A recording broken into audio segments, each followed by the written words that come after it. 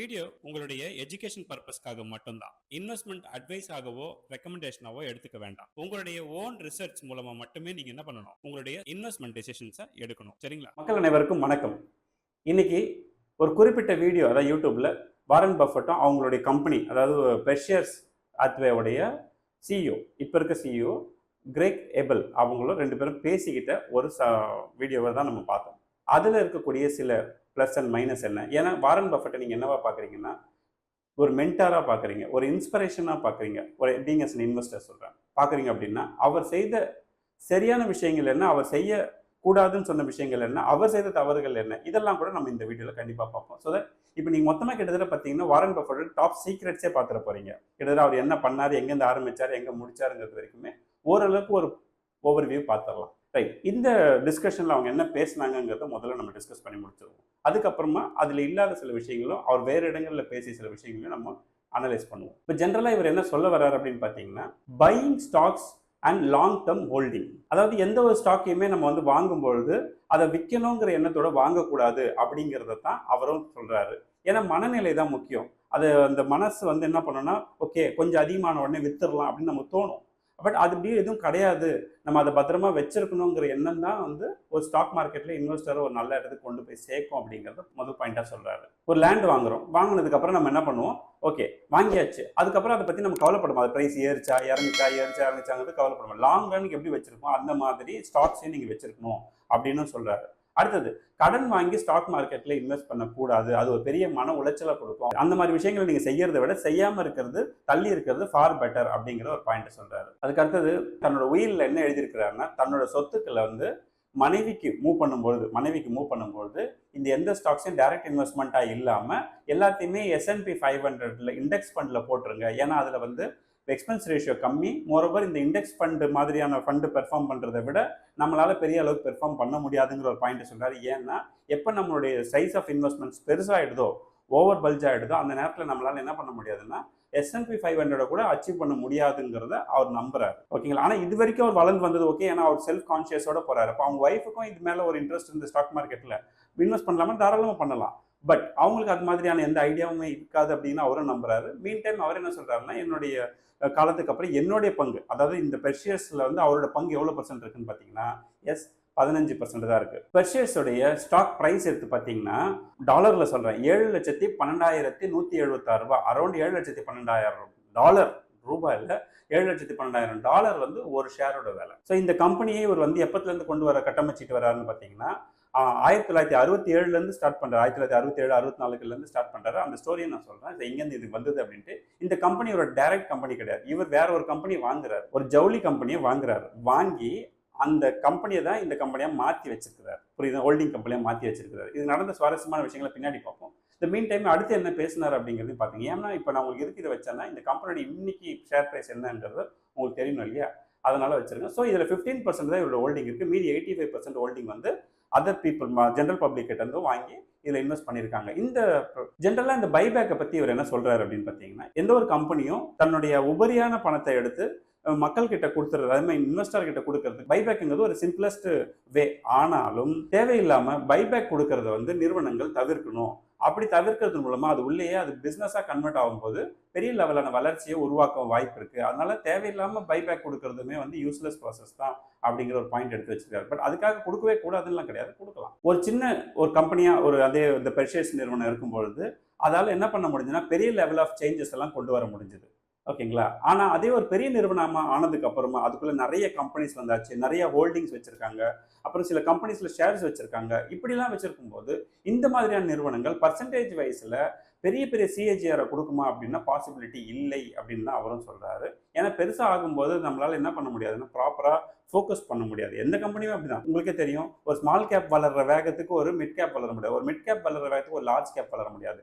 இது இயல்பு தான். பட் ஸ்டெபிலிட்டி எதில் இருக்குன்னு பார்த்தீங்கன்னா, லார்ஜ் கேப்புக்கு இருக்கிற ஸ்டெபிலிட்டி மிட் கேப் இருக்காது, மிட் கேப்புக்கு இருக்கிற ஸ்டெபிலிட்டி ஸ்மால் கேப் இருக்காது. அப்போ ஸ்டெபிலிட்டி விஷயங்களும் நம்ம கவனிக்கணுங்கிறதுனால இவர் சொன்ன ஒரு பாயிண்ட் என்னன்னா, ஒரு S&P 500 கூட என்னால் வந்து இவ்வளோ பெரிய நிறுவனம் ஆனதுக்கப்புறம் பீட் பண்ண முடியுங்கிற நம்பிக்கை எனக்கு இல்லை அப்படின்னு சொல்லியிருக்கிறாரு. ஸ்டில் அவங்க வந்து என்ன பண்ணியிருக்காங்கன்னா, இவரோட சொந்த பணம் அப்படின்னு பார்த்தீங்கன்னா டோட்டலாக 99% அவர் என்ன பண்ணியிருக்கிறாங்கன்னா இந்த பெர்ஷியர் ஹாத்வேல தான் இன்வெஸ்ட் பண்ணியிருக்கிறாரு. நல்லா பார்த்தீங்கன்னா, no mutual funds, no bond, no fixed deposit, எதுவுமே கிடையாது.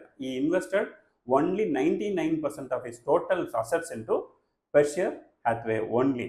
ஓகேங்களா? ஆனால் அதில் இவரோட பங்குன்னு பார்த்தீங்கன்னா 15% தான். அடுத்தது சேல்ஸோடைய கான்செப்ட் என்ன சொல்கிறாருன்னா த மணி இன் செல்லிங் அப்படின்னு சொல்கிறார். அது என்ன பாயிண்ட்னா ஒவ்வொரு கம்பெனியும் நிறைய இன்வெஸ்ட்மெண்ட்டை வளர்த்துக்கிட்டே போகிறாங்களா அப்படிங்கிறது மட்டுமே ஒரு கம்பெனியோட இன்வெஸ்டர் கவனிக்கணுமானா கிடையாது. அதை தாண்டி ஒரு நிறுவனம் அந்த பிளான் எக்ஸிக்யூட் பண்ணணும். நான் என்ன பண்ண போகிறேன், எப்படி சேல் பண்ண போகிறேன், எந்த ப்ராடக்ட்டை சேல் பண்ண போகிறேன், எந்த பிளானை விற்க போகிறேன்னு பிளானை வந்து யாரெல்லாம் மக்கள்கிட்ட கொண்டு போய் சேர்க்குறாங்களோ அந்த மாதிரியான நிறுவனங்களை வந்து நம்ம தேர்வு செய்யறது ரொம்ப நல்லா இருக்கும். ஜஸ்ட் ஒரு எக்ஸ்பேன்ஷன் போகிறாங்கன்னா ஒரு நாள் இல்லைன்னா ஒரு நாள் என்ன ஆகும்னா சேச்சுரேட் ஆகும்.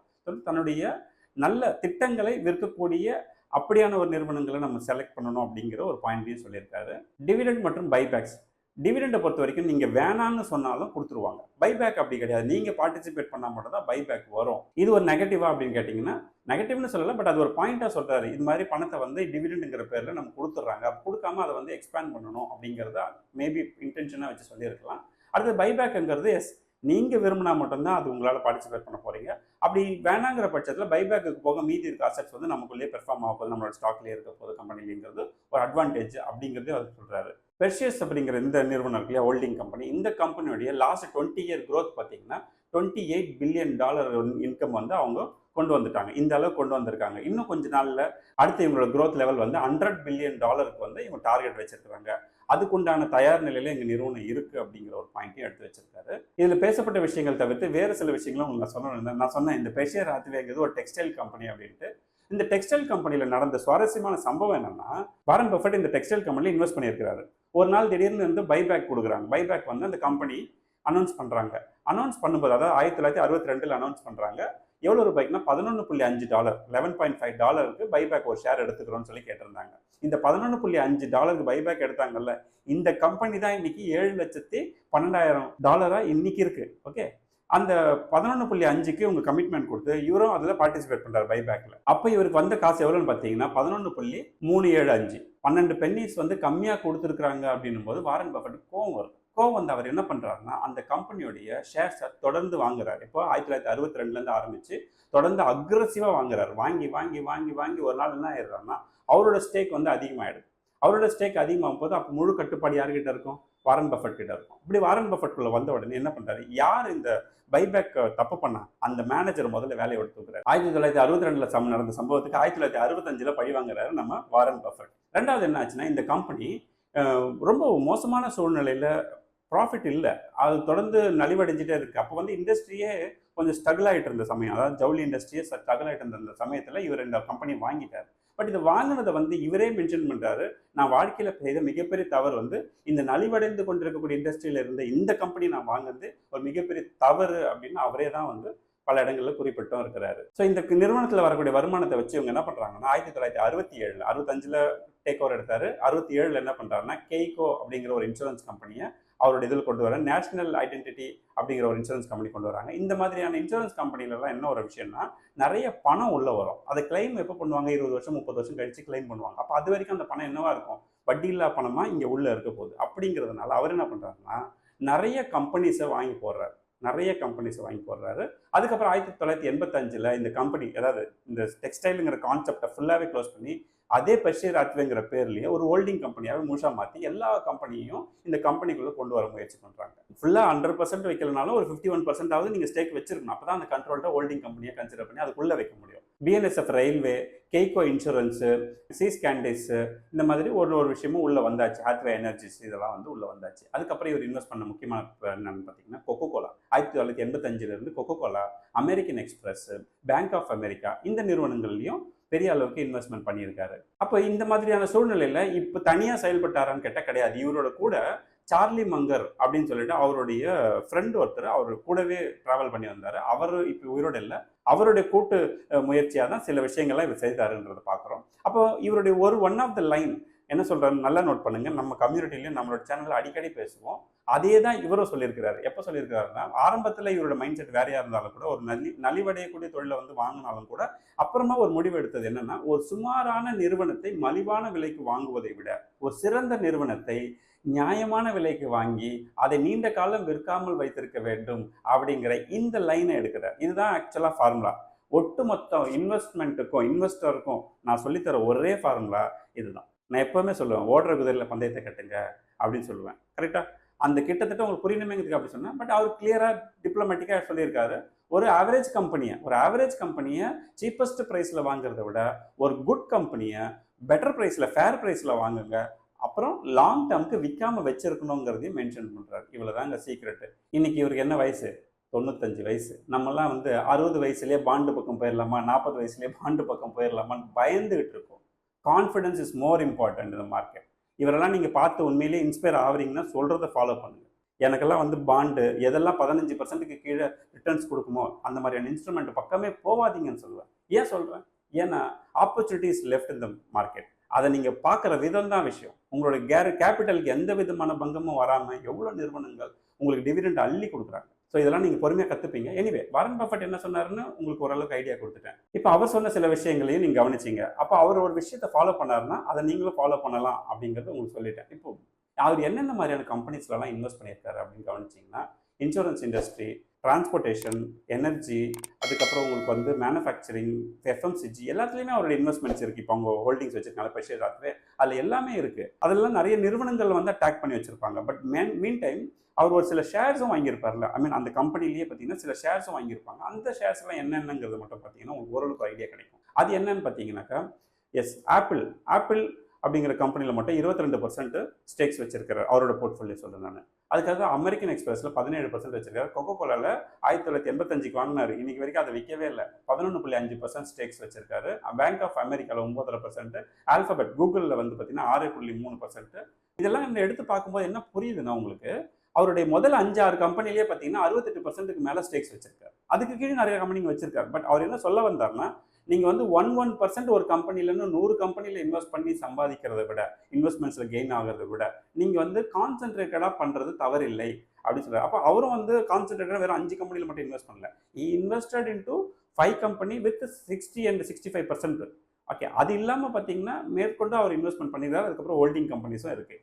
எல்லாமே தனித்தனியாக பார்க்கும்போது டைவர்சிஃபைடாக தான் இருக்குது. பட் மோர் டைவர்சிஃபைடு அப்படிங்கிறது என்னன்னு சொல்கிறாருன்னு பார்த்தேன். நாலேஜே இல்லாத ஒருத்தன் தான் என்ன பண்ணுவான்னா, தன்னுடைய ஃபண்ட்ஸை ஓவர் டைவர்சிஃபிகேஷன் பண்ணுவாங்க. ஆனால் நல்ல நாலேஜ் இருக்கிறவங்க, நல்ல இன்வெஸ்டர்ஸ் ஓவர் டைவர்சிஃபிகேஷன் பண்ண மாட்டாங்கங்கிற பாயிண்ட்டையும் எடுத்து வச்சிருக்கிறாரு. இது நீங்கள் பார்க்கணும். உங்களுக்கு புரியாத ஒரு பிஸ்னஸில் தயவு செஞ்சு இன்வெஸ்ட் பண்ணாதீங்க. அப்படி நீங்கள் இன்வெஸ்ட் பண்ணணும்னா உங்களுக்கு ஓரளவுக்கு ஃபெமிலியராக இருக்கக்கூடிய நிறுவனங்களில் இன்வெஸ்ட் பண்ணிட்டு போங்க. அப்படிங்கிற உதாரணமாக உங்களை சுற்றி இருக்கக்கூடிய நிறுவனங்கள், இப்போ இன்சூரன்ஸ் கம்பெனியாக இருக்கலாம், ரயில்வேவாக இருக்கலாம், கொக்கோ கோலா, நம்ம வாழ்க்கையில் அன்றாடம் பயன்படுத்தக்கூடிய இந்த மாதிரி நிறுவனங்களை நீண்ட காலத்துக்கு பிளான் பண்ணி வைங்க. இன்னைக்கு கூட பாருங்க, ஆப்பிள் அப்படிங்கிறது ஒரு டெக்னாலஜி ரிலேட்டட் கம்பெனியாக பார்க்கலாம். ஒரு கன்சியூமர் சைட்லேருந்து பார்த்தா ஆப்பிள் ஃபோன்ஸோ இல்லை அந்த நோட் புக்கோ இல்லை லேப்டாப்போ தவிர்க்க முடியாத ஒரு ப்ராடக்டாக மாறி இருக்கு. அதனால தான் அவரும் கூட ஆப்பிள் நிறுவனத்தில் இன்வெஸ்ட் பண்ணதாகவும் மென்ஷன் பண்ணியிருக்காரு. ஜஸ்ட் ஒரு துறை அப்படின்னு இன்வெஸ்ட் பண்ணக்கூடாது. அப்போ நீங்களும் அங்கே என்ன புரிஞ்சுக்கணும்னா, அந்த ஊருக்கு, அமெரிக்கா மாதிரியான ஊருக்கு ஏற்ற மாதிரியான சில விஷயங்கள் அவர் சொல்லியிருக்காரு. நான் உங்களுக்கு இன்வெஸ்ட்மெண்ட் பண்ணுறீங்க அப்படின்னா இதெல்லாம் கவனிங்கன்னு சொல்கிறேன். நம்மளுடைய சேனலில் நம்ம என்ன பண்ணலாம்னா, நம்மளுடைய டோட்டல் போர்ட்ஃபோலியோவில் நம்ம வெறும் இந்தியன் ஸ்டாக்ஸ் மட்டுமே வச்சிடலாமல் நாம் ஏன் ஒரு 20% யூஎஸ் ஸ்டாக்ஸ் வைக்கக்கூடாது? ஏன்னா யூஎஸ் ஸ்டாக்னா யூஎஸ்ல இன்வெஸ்ட் பண்ணுறதா அர்த்தம் கிடையாது. யூஎஸ்ல இன்வெஸ்ட் பண்ணுறதுங்கிறது இன்டர்நேஷ்னல் நீங்கள் இன்வெஸ்ட் பண்ணுறதுக்கான அர்த்தம். ஏன்னா அங்கே இன்னைக்கு நம்ம பயன்படுத்தக்கூடிய ஆப்பிள் ஃபோனாக இருக்கட்டும், இல்லை உங்களுக்கு அமேசானாக இருக்கட்டும், நெட்ஃப்ளிக்ஸாக இருக்கட்டும், கூகுளாக இருக்கட்டும், இதெல்லாம் இன்னைக்கு வாழ்க்கையில் தவிர்க்க முடியாத அங்கமாக மாறிடுச்சு.